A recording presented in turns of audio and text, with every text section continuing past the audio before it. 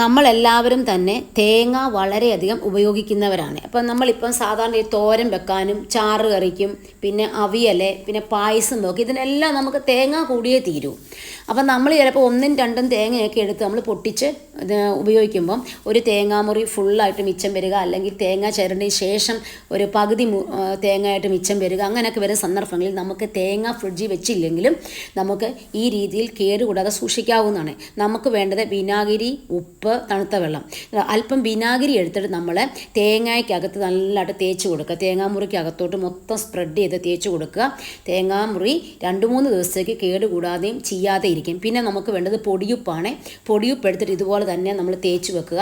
പിന്നെ ഉപ്പ് അധികം കുറച്ച് ഉപയോഗിക്കുന്നവർക്ക് ഉപ്പ് ഉപയോഗിക്കേണ്ട ആവശ്യമില്ല, വിനാഗിരി ഉപയോഗിച്ചാൽ മതി.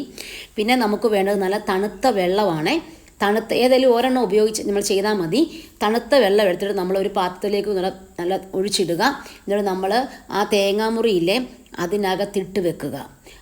നമ്മളിപ്പോൾ ഇന്ന് രാവിലെ ചിരണ്ടിയതാണെന്നുണ്ടെങ്കിൽ നമ്മൾ ചിരണ്ടി കഴിഞ്ഞ ഉടൻ തന്നെ തണുത്ത വെള്ളത്തിലേക്ക് ഇട്ട് കൊടുത്താൽ മതി. അത് നാളെ വരെയും തേങ്ങ ഒരു കേടാകാതെയും ചീയാതെയും നല്ല വൃത്തിയായിട്ടിരിക്കും. നിങ്ങളെല്ലാവരും ഈ രീതിയിൽ ട്രൈ